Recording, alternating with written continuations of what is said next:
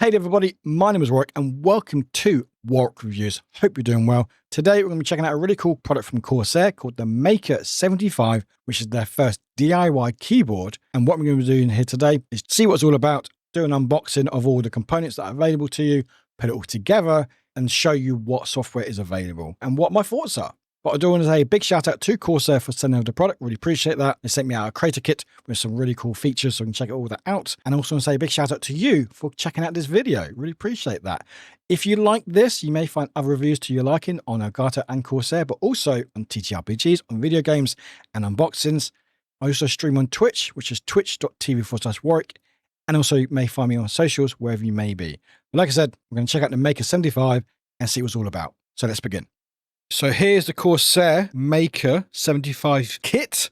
And I'll say a big shout out to the team sending this over. We appreciate it. And we're going to do is open it up and see what's inside. We will say it's quite a big box, so it just about fits it in the video. But let's open it up, shall we? We open it up and we have a look. So it's called Meet Your Maker.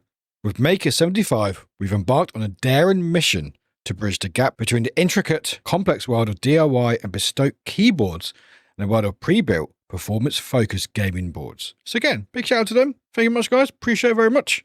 And so we'll get rid of that. So there we go. So here's our kit. I will say from straight from the bat, some of these aren't available to the public. This is a special creator kit.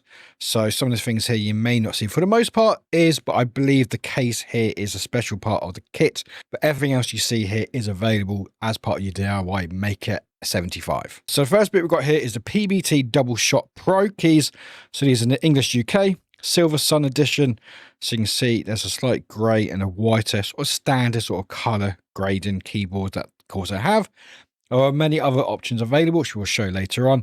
But this is sort of the standard we've got here, and we've got UK. I believe as of recording, there's UK, US, French and German keys available. There will be more available in the near future. But for now, being new from UK, we've got UK keys just there. So that's TBT Double Shot Pro keys.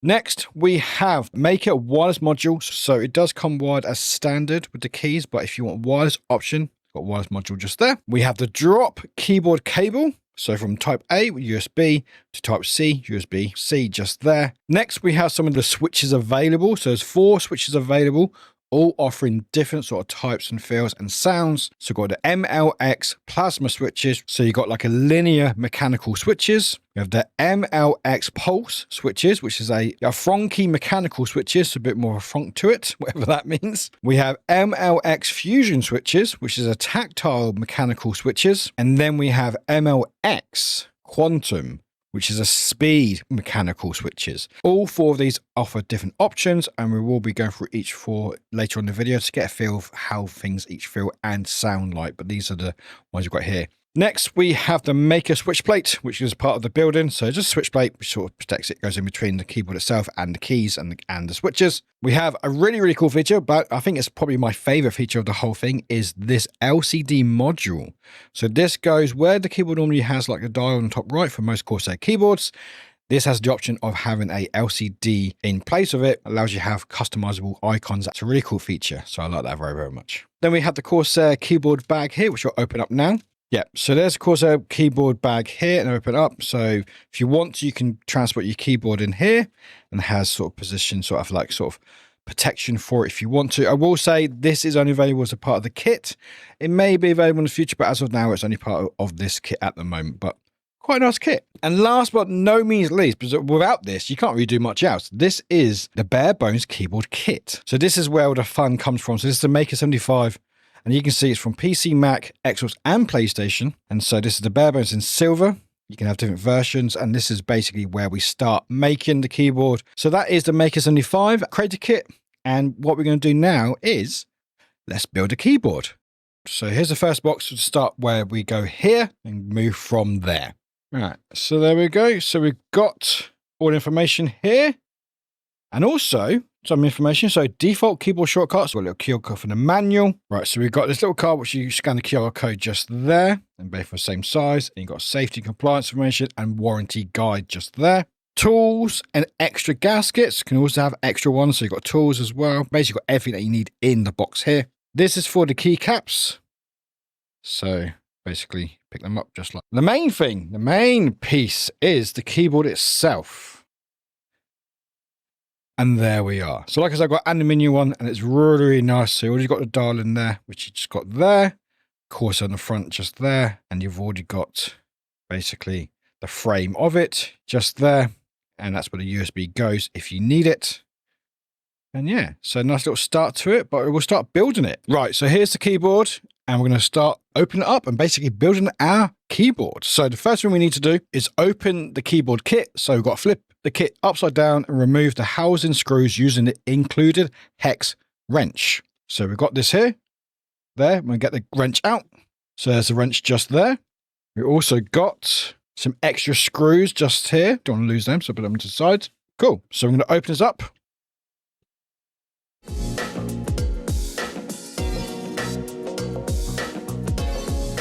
So once the screws are removed, carefully flip it back over while holding the housing together to prevent any components falling apart. So you just make sure you hold it all together. Make sure you don't lose your screws. So there with that. And then that should lift off. You do have to be careful though, because there's still attachments there. So you just see the dial. It's still attached just there. So you don't want to just yank it off. All you got to do is just gently detach the connection here like that. So you just disconnect it and there we go. So that's now off. So we have slightly less or more backbones of a keyboard. So the top housing can now be safely removed to give you access to the internal components. And so the next thing we're going to do, we're going to install the wireless module. So with the keyboard open, remove all the internal components except for the bottom layers with the wireless battery cutout. So we take that off. So there we go. So that's now off. And you can see you've got this rubber sort of cut out. So this is where basically places where you put the wireless. Right, so next bit is install the wireless module by lining up the plastic pins with the corresponding slots on the rear of the socket foam. There are visual indicators to help guide this process. Once the plastic pins are lined up, apply some pressure to the four corners of the module until they click into place. And here is the wireless module. So we'll open that up. And here it is. There we go. So a nice little wireless module, which will, when we put it on, fit just like that inside there, which is quite nice. But we have to place it first in back of the cushioned part. If you look at the bits at the back, you can see there's little grooves or little marks there, there, and there. That's where the wireless module will go. You can see there's the same ones there, and there. So we can put it on here like that. And it asks, and it tells you go put a bit of pressure like that. Right, so that's in place. So that's there. Love that stuff. Nicely done. You can tell how it works because the lights are on. So there we go. Wireless is on, is connected. So straight away it's already working. Trying to connect without anything playing. But yeah, if you want to know how it's worked, if it's worked properly, the lights will come on. So next bit is to replace this bit just there. So replace the plastic forehead piece with the Corsair watermark or word mark, which is that, with the new plastic button covers included with a wireless module. Right, so there's our pieces just there.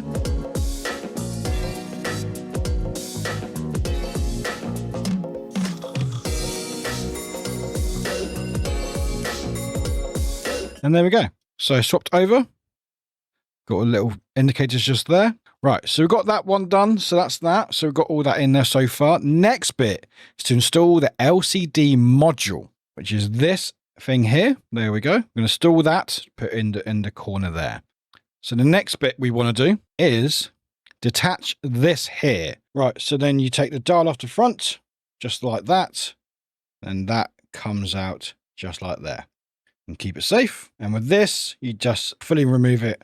So you sort of poke it out just like that. There we go. And next we'll add the LCD. So here's the packet there. So first install the ring, which is that, onto the upward facing housing. So you want to put it from the front, just like that. And you can tell it's worked because it's in. If it doesn't go in, then it's not working. Then we'll flip it to the back and we'll install this. So this is a little LCD just there. So slots in just like that. And then we'll reattach the little screws. And there is an LCD screen there. Obviously, it's not working because it's not plugged in yet, but it's there. So we'll show off in a second. So again, here's the back keyboard that goes there.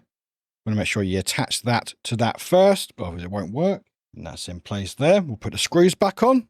The screws are back in. Turn it over and we'll see if it's all working. So we'll turn it on. And there we go. So we've got lights there we saw earlier, but also we have the LCD screen just there. And it all seems to be connecting and working great. So that's that. But obviously, we are missing some things. So now we'll put in our keycaps and our switches. And there we are. I actually went with the MLX pulse switches with the funky mechanical switches. And they are there. So as shown earlier, we had some switches and we're going to be basically demonstrating each one. You can see we're using the purple one here, which is the pulse, which is sort of the standard one. But I've also put a yellow one, pink, and a white one to show the differences in look and also hopefully sound as well. So as I said, the purple one is the pulse one, which is this one here, which is throaty and linear. Then we've got the yellow one, which is a fusion, which is throaty and tactile, just there. Then we have plasma, which is smooth and linear. And then quantum, which is just there, which is fast and linear. So we've got these four here, and we're going to demonstrate how they sound and basically what they do. Right, so I've just put keys back, and then like I said, we've got the different corresponding switches. The first one is the pulse, so this is this one. Then we've got the quantum, which is the second one down, which is fast and linear. Then we have the plasma, which is smooth and linear. And then we got the fusion, which is the bottom one. So it's probably quite hard to be able to tell the differences with the sounds. So I will play a sound because there's actually options on the website. So you better hear them now.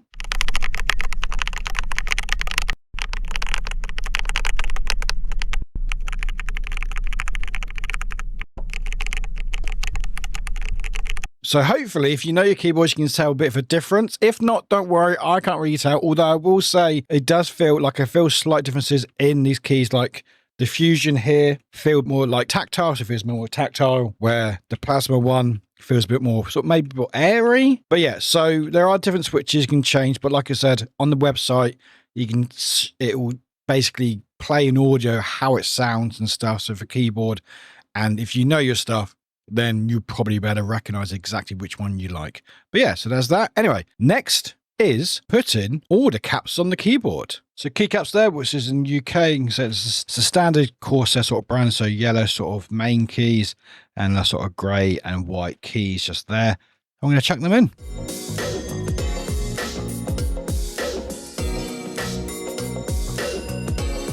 And there we are. So there's a keyboard just there. It's a 75% keyboard, so it's quite compact. But there we go. Nice sort of look to it, feel to it. And obviously, the main part, let's actually switch it on, shall we? And there we go. And I'll turn the lights off so you can actually see it a bit clearer. And there we are. So with each letter, you can actually see colours through it. So you can actually see the lights coming through. Got that there. But there we go. That is Warwick's first DIY keyboard. Also, not only that, but you also get different keycaps as well. So earlier we were showing a standard one, but you also got this one here, bubblegum pattern to it. So you sort of like the blues and the pinks, which is quite nice.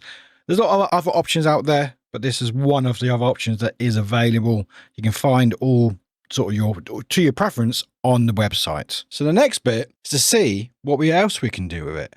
So we've got iCUE, which is Corsair's flagship system where it connects all your Corsair products. So as you can see, I have quite a few options here, as you can tell, but we're going to look at the Makr 75 here. So click on that. So this is the keyboard that we got, and it's got an LCD. So actually what's great is we'll know what module you got in. So we've got LCD just there, and you've got the keys here. So you've got different effects. You've got lighting effects, key assignments, performance, flash tap, and screen. So light effects is standard. If you definitely use iCUE, you know very much where this. You change your colors or basically how it is. So at the moment, I've got it wired just because of ease of use. So go here, you can have different colors, how you want. So if you want, you can have, you've got color pulse. So you can sort of see the change there. Color shift, watercolors. So it goes from the middle. You have type lighting as well. So this is where I'm typing. So I'm typing there. So see the buttons type in just there as they change. What I do have is called Lightning Link. So a Lightning Link, which connects all my iCUE Corsair products together in the same sort of unison color. So like a rainbow effect. So that's what I got just there. So that is lighting effects. Key assignments, simple enough. You can just assign a key So you can click, you know what, I'm going to make C, and you can put media, so you can change the media or launch app. Basically, you can do what you want here, so you can change keys how you want. There are defaults with the FN key, but these you can sort of change. So you'd like F12, you can have as hear myself or random voice, for example, with the voice mod. Performance. So performance is, you can have disabled Win key, Shift tab, Alt F4, Alt tab, so you can change these, and indicator colors. So if you want any indicator colors, you can change the profiles or macro recording or FN shortcuts. Super FN shortcuts is white. If I want to, I can have it like a pink. So it highlights the pink, the FN shortcuts just there. And the profile is Z there, so I can change to the red if I want to, just like that. So Flash Tap is basically Snap Tap or Corsair's version. So Flash Tap basically is a keyboard feature that prioritizes the most recent directional key press, allowing for faster reactions and smoother directional changes, especially in fast-paced games. So basically, effectively eliminates the delay that can occur when two opposing directional keys are pressed simultaneously. So they are assigned by default on A and D, which is left and right if you're playing on keyboard. And so what it does is you might be holding on A and then you press on D, but you want to go right, but you still be holding A. So this way it will prioritize the most recent directional keys. So as you're holding A, going left, and then you want to hold D, normally you would stay in motion, but with this, with Snap Tap, or in this case, Flash Tap, it will prioritize the most recent, which means it's right. So even if you're still pressing on A. So prioritize the last key pressed, overriding any conflicting inputs. So that's there. Obviously for like higher sort of like pro players, but you can give it a go if you want to. And if you don't like it, just turn it off just like that. Simple as. And again, change the indicators how you want on the keys. And last but no means least is screen. So this is the really cool feature with Corsair, which is brand new to Corsair, is that this LCD screen, which I've been able to get with this keyboard. So you can have, at the moment, screen types. So you've got screen, image, or sensor. So image comes with 3 pieces of images here. Is a Corsair logo, iCUE logo, and iCUE sort of banner. And you can sort of fine tune how you want. So you can make it bigger or smaller, whatever you want to. And then you save it, and it will save just there on your LCD screen. Also, you've got sensor. So you can have sensor for various things that you may have. So for example, we can go GeForce RTX 3080 Fan 1 and see how fast the fan is going at the moment. So you can have that there. So you can have sort of like bits of your computer. There will be more options available with this. So there'll be sort of battery life on like your iCUE products if you want to, and you can also have extra ones so you can swap and change. So select a screen type to proceed. Once selected, you can click the plus button to add more screens, and then you can use FN to go left and right. So you don't have to have just one screen. You can have that screen and a different one. You can go back and forth. And just to sort of show you close up of the icon. So this is the image that I've chosen for my keyboard. This is my emote, and yeah, really clear, really bright as well. I will say it is not touch compatible or touch screen, unfortunately. One of the things I wish it was, because it does replace the dial. So you normally have like the Corsair dial, which I'm sure you know and love if you know Corsair, which you can use to press and use for volume and various things.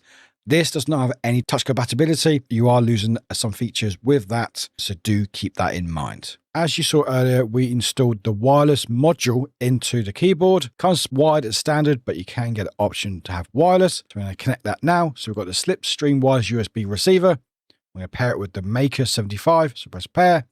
Pick which ones that are available. So these are the ones that are available. So we've got a Makr 75. So click on that. Follow instructions below to start pairing. So switch it to the wireless, which we've just done. Click next, and then place the keyboard directly next to the wireless receiver, or as close as you can, and start process. Next thing you want to do is hold down the wireless button as shown, and it will blink, and it's starting to connect. Pairing is successful, so your device is now paired to a wireless receiver, and it's now connected. So now we've got that connected, so we're going to have wireless or wired if we preferred. And with the wireless module, it gives you a new build freedom from cables for up 172 hours in Bluetooth mode, and you'll have the ability to choose between wireless for gaming or Bluetooth for easy pairing. So you have the choice between the two. But yeah, that's the Makr 75 through the iCUE, and then back to me. So yeah, that was the Makr 75, and overall it had a really good time with it. I think it's a really, really quality product with a DIY thing. I'm not used to building stuff like PC or anything for that matter. I'm used to sort of flat pack versions of stuff, but the instructions were clear, easy to follow, had pictures, and I was able to build some quality and something I'm really happy with in next to no time. So I really, really like that. One of the downsides was the LCD screen. I would love to see a touchscreen version of it. So when you swap over from the dial, you do lose out on a lot of those features that the dial has. like sort of reducing or increasing volume, for example. So I would love to have an option of a dial where you can actually touchscreen, still use the volume options or the options that the dial has, because when you take the dial away, there's no replacement for it, even with the screen. While the screen is really nice, great to have images, I like hopefully to see a upgraded version with touchscreen capabilities. Also, I love to see more options in the keyboards itself. So this is 75%. So without a number pad, I love seeing an option with like bigger keyboards for people who want like number pads in their keyboards. Love to see that as an option. Hopefully that's something coming in the future. And also I'm excited to see more keycaps options. There are some available. Love to see more, but I believe there will be more in the future or be more sort of brands. So that'd be great to see. But overall, really, really cool piece of kit. Like I said, not used to DIY, so putting that together was quite simple. Even if it was a bit daunting at first, I felt like it was at ease and followed instructions and everything seemed to work great. And I've been using it for the last few days now, and I cannot think of anything better keyboard-wise from Corsair. I want to say a big shout out again to Corsair for sending the product, and a big shout out to you for watching. Like I said, my name is Warwick. I do reviews here, but also I stream on Twitch, which is twitch.tv/Warwick, and also in various socials where you may be. But thank you so much for watching. Please take care, and we'll see you very soon. Bye-bye.